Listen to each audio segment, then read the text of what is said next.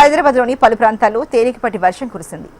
ఉదయం నుంచి ఎండ తీవ్రత ఎక్కువగా ఉన్నప్పటికీ మధ్యాహ్నం తర్వాత ఒక్కసారిగా వాతావరణం చల్లబడింది.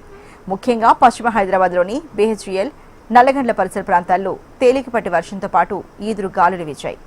బీహెచ్ఈఎల్ ఫ్యాక్టరీ ప్రాంతాల్లో 4.3 మిల్లీమీటర్ల వర్షపాతం నమోదైనట్లు తెలంగాణ డెవలప్మెంట్ ప్లానింగ్ సొసైటీ తెలిపింది. భారత వాతావరణ శాఖ నివేదిక ప్రకారం రాబోయే 24 గంటల్లో హైదరాబాద్లోని కొన్ని చోట్ల పిడుగులతో కూడిన వర్షం లేదా ఉరుములతో కూడిన జల్లులు పడే అవకాశం ఉంది. హైదరాబాద్లో ఉష్ణోగ్రతలు సుమారు 40 డిగ్రీల వరకు నమోదవుతున్న తరుణంలో ఈ వర్షం ప్రజలకు కొంత ఉపశమనాన్ని కలిగించింది.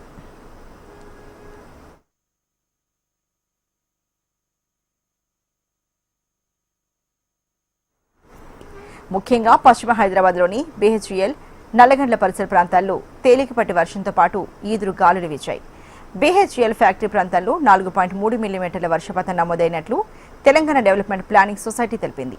భారత వాతావరణ శాఖ నివేదిక ప్రకారం రాబోయే 24 గంటల్లో హైదరాబాద్లోని కొన్ని చోట్ల పిడుగులతో కూడిన వర్షం లేదా ఉరుములతో కూడిన జల్లులు పడే అవకాశం ఉంది.